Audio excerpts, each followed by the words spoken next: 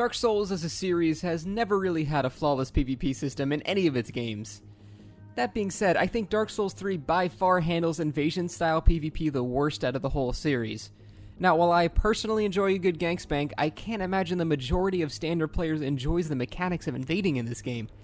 There are just so many unnecessary disadvantages and deterrents to invaders that create a lot of negative feelings toward the concept, and this is definitely due to in part to From trying to not have players deterred from completing the game due to invasions.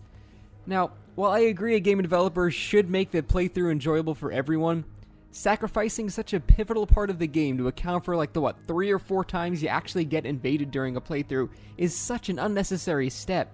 It's game design that focuses on people who play the game once and never touch it again, rather than the ones who keep the community going for years.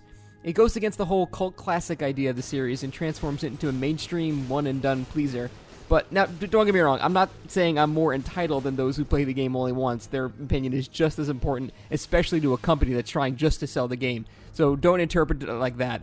I'm just saying, seeing how as I'm a member of the community that plays it more than once, I feel like I have the right to critique the system, as does anybody. So let's take a look at why I think the invasion system in Dark Souls 3 discourages players from invading, thus shortening the overall life of the game.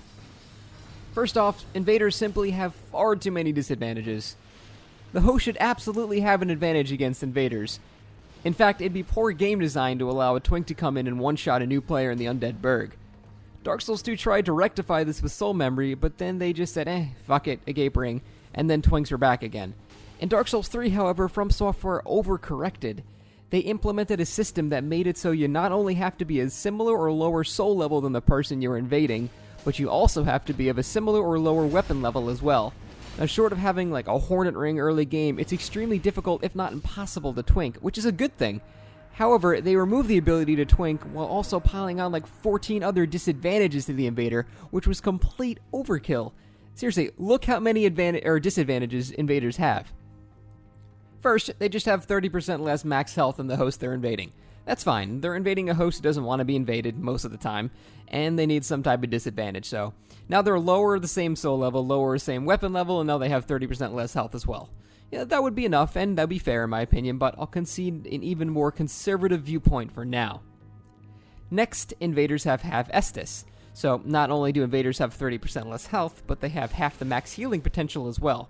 And due to how fast Estus is and how little stamina rolling costs, a host can technically have 4,800 more effective health than an invader, assuming they both have max Estus or they're on the same level of Estus. And even if Estus is not max, the difference between, say, plus 5 and plus 10 is only 65 health recovered, so the halving of Estus is still detrimental. Even worse for spellcasters who rely on Ashen Estus, which is also halved when invading. This means your Estus is halved and then halved again because you have to split between 2 different types of Estus. At the very least, Ashen Estus should not be halved. Even with all that, fine, I get it. The host still needs an advantage. Surely that's enough, right? Of course not. There's still way more disadvantages to the invader. For example, the game prioritizes you to invade players that have friendly phantoms with them, meaning 9 out of 10 invasions are going to be a 3-on-1 pain train on the invader. So not only do you have less health than the host, less Estus than the host, less soul level, and less weapon level, you are also outnumbered by phantoms that are possibly far stronger than you, which is a point I'll go into later.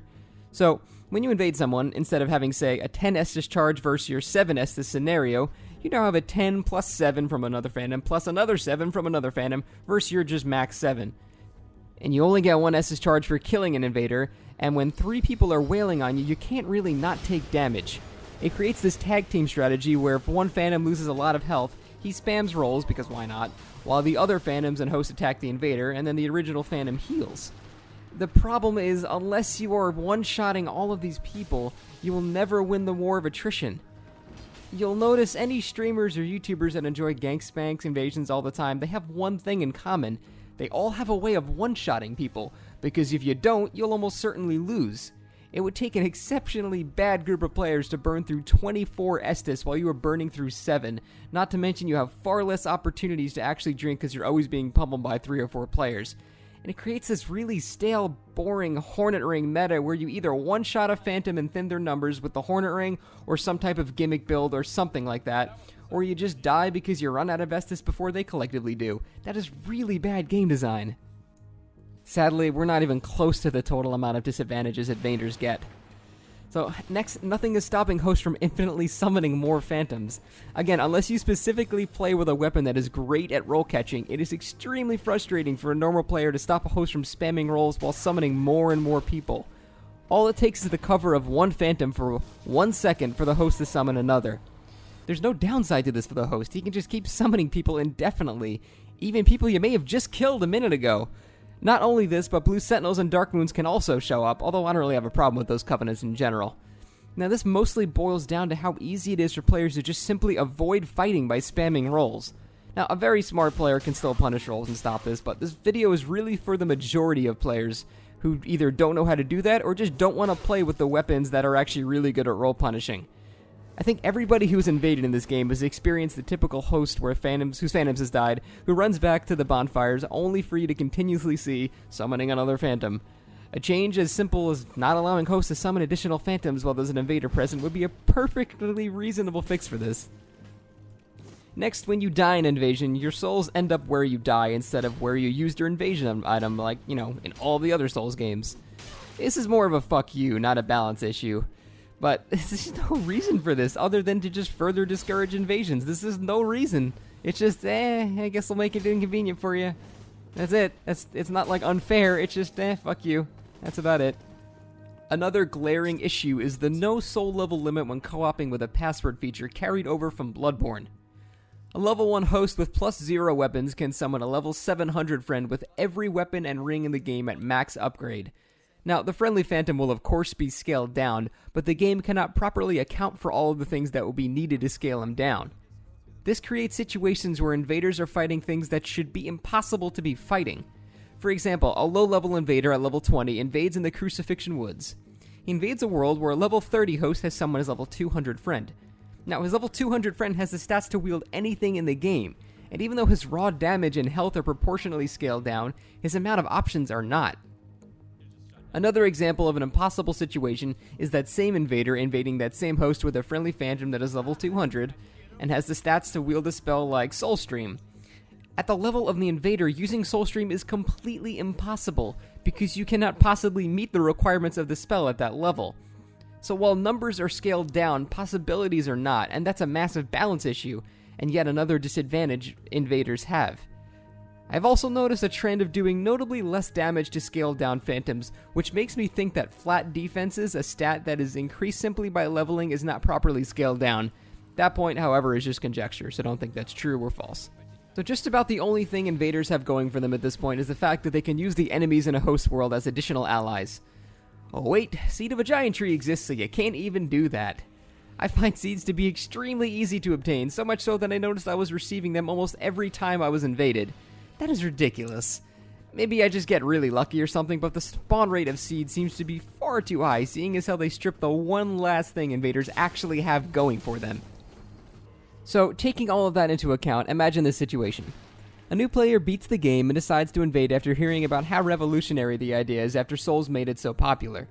So, for his first invasion, he invades a host who has 3 separate phantoms aiding him, who has 30% more health than the invader, who can heal twice as much as the invader, whose phantoms can all equally heal as much as the invader, who can't really be stopped from healing, who can't be stopped from summoning additional phantoms should the invader manage to actually kill one, whose friends could be improperly scaled down, and who could use a Seed of a Tree of Giants to cause the invader to be unable to hide behind enemies.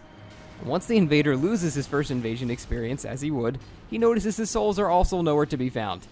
Now, to a normal player, if it's his first time invading, I would completely understand the thought of, why the fuck would I ever do this? That wasn't fun at all.